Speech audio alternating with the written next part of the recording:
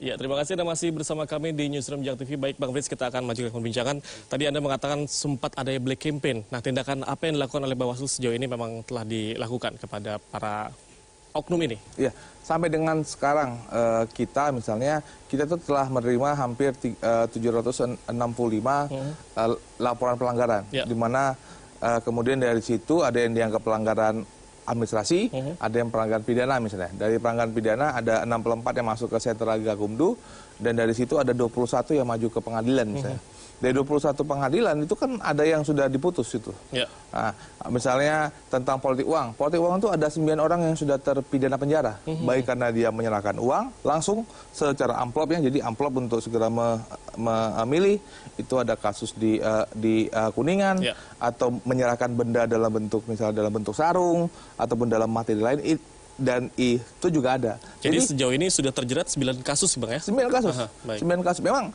Memang tidak sempurna, memang masih ada beberapa kasus yang menurut hakim itu tidak lah. Tetapi sudah ada 9 orang yang sudah dipenjara karena itu. Karena money politik. Ya. Bukan lagi misalnya karena ada kepala desa atau camat yang melakukan dukungan secara nyata kepada pasangan calon. Itu juga ada.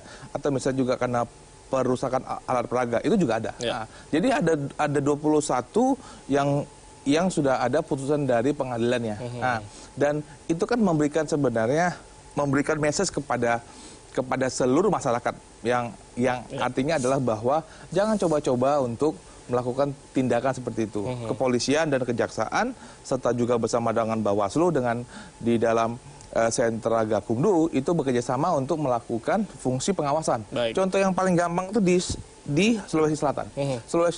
Di Sulawesi Selatan ada sebuah kabupaten di mana orang yang membagikan sarung itu ditangkap sama masyarakat. Jadi masyarakat masyarakat menangkap orang ini, kemudian orang ini diserahkan kepada kepolisian dan ditindak oleh kepolisian. Karena dianggap melakukan kampanye terselubung. Karena kampanye terselubung. Nah, tapi kan kalau kita lihat bahwa ini kan berarti kan ada satu apresiasi yang harus kita hargai, bahwa masyarakat itu sebenarnya juga nggak senang sama yang beginian.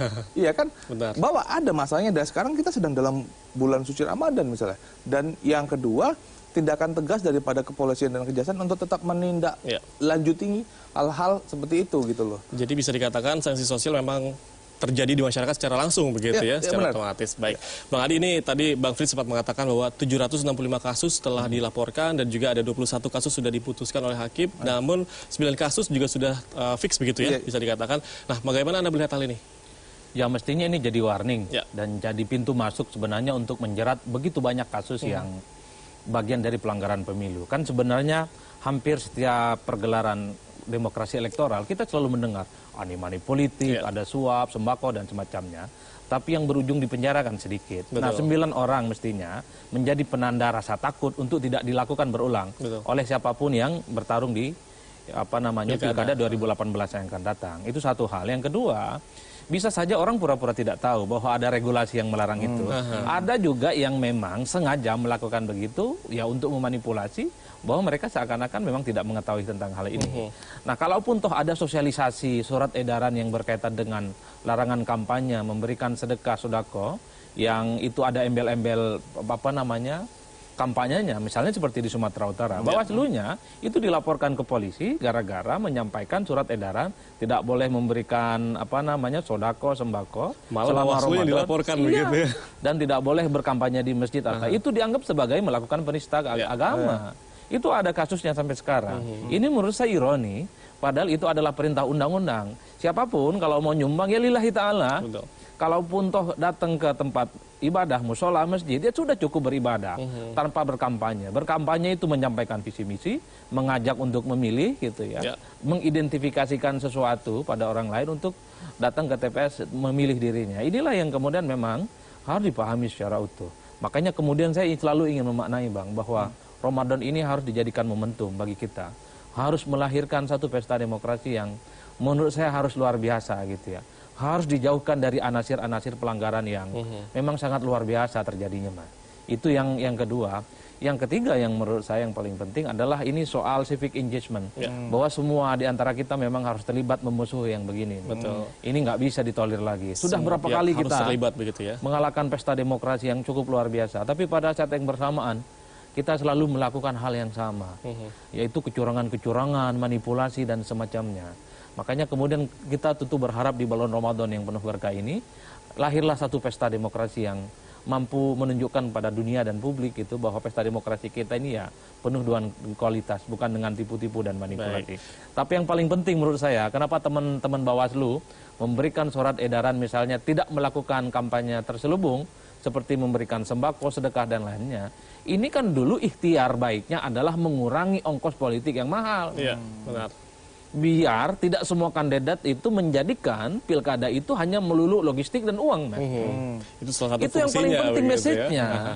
Sebab itulah demokrasi elektoral kita belakangan ini gitu ya. Kalau tidak ada batasan, hanya orang yang berduit dan punya uang lah yang jadi kepala daerah. Dengan pembatasan-pembatasan ini memang ada begitu banyak orang yang tidak merasa happy. Banyak partai politik yang terutama partai lama nggak nyaman dengan pembatasan seperti ini. Mereka tidak bisa bermanuver. Baik. Karena sejauh ini memang seringkali kemenangan itu selalu ditentukan dengan seberapa banyak dia menguasai uang dan logistika. Baik, dan Bang Adi ini kita kembali ke parsel. Apabila parsel ini diberikan atau pembingkisan diberikan oleh masyarakat umum kepada kerabat misalkan, itu merupakan hal yang wajar. Tapi kalau dilakukan oleh misalkan calon pilkada ini, calon kepala daerah ataupun pejabat publik, mengapa hal ini terlihat sepertinya tidak wajar? Karena memang ada regulasinya bahwa kandidat ataupun peserta pemilu itu bisa berupa partai politik dan tim sukses dilarang memberikan embel-embel berupa parsel, uang atau beberapa barang lainnya dalam rangka untuk mempengaruhi pilihan atau untuk menghalang-halangi pilihan. Itu bahasa undang-undangnya. Bukan hanya mengiming-imingi untuk milih, tapi menghalangi seseorang untuk tidak milih juga menjadi bagian dari pelanggaran pemilu. Kenapa itu dilakukan, Mas? Biar kontestan, kandidat, partai politik, dan tim sukses tidak aneh-aneh kelakuannya. Biarkan demokrasi ini berjalan dengan fair dan adil sesuai dengan undang-undang yang ada.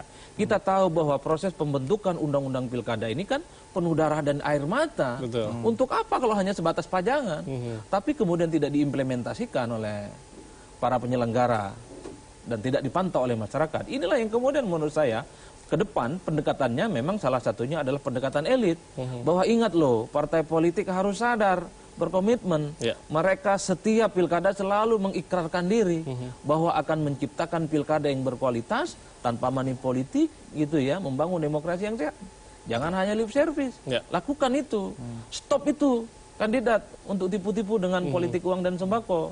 Makanya kemudian ke depan selain pendekatan elit, saya dukung misalnya teman-teman Bawaslu, Sentra Gakumdu untuk mengintip semua kantor-kantor partai politik. Karena disitulah semua aliran logistik itu berawal. Bukan hanya di level masyarakat. Kalau masyarakat hanya menjadi objek dari aktivitas yang terselubung itu. Makanya kemudian ke depan yang perlu diintip bagaimana rumah elit-elit partai, kantor-kantor partai politik yang tersebar di berbagai wilayah. Karena biasanya pusat dan sentralisasi distribusi logistik dan kampanye terselubung di situ tempatnya, Mas. Jadi nggak mungkin ditaruh di masjid, nggak mungkin ditaruh di musola ataupun di tempat yang itu sifatnya jauh dari apapun gitu. Inilah yang kemudian menurut saya penting. Nah, tapi juga Mas, buat untuk nambahin. Kadang-kadang kan kita ini suka mengunderestimate masyarakat. Betul. Itu bisa, kami melihat itu bisa menjadi kontraproduktif juga baginya si calon. Bahwa masyarakat bisa mencibir kan kemudian, karena masyarakat kita sudah bisa nonton TV, dia bisanya membaca, dia bisa melihat WA, dia bisa punya pengetahuan yang lebih daripada yang sebelumnya, dan dia bisa melihat, wah ini orang ini belum lagi menjadi caleg atau belum menjadi kepala daerah sudah bagi-bagi sembako, ya kan, dia kan pasti bisanya ke arah sana, dan itu bisa sesuatu yang kegiatan yang dikira itu produktif malah itu tidak produktif bagi untuk masyarakat. Dan yang kedua, kita jangan lupa bahwa antara kepala daerahnya kan punya mata-mata nih. Mereka saling mata-mata kan. Jadi si orang sana melihat, dia langsung laporin. Dia ngambil, dia terima, dia laporkan kepada Bawaslu, kena dia dengan nepoti seperti punya tim pemenangan sendiri-sendiri begitu ya. Iya kan, saling yang mengaum nih, siapa yang bagi. Baik. Dia bagi, dia laporin. Baik Bang Fis, tahan dulu karena pemirsa kami harus jeda sejenak, tetaplah bersama kami di Newsroom Jak TV.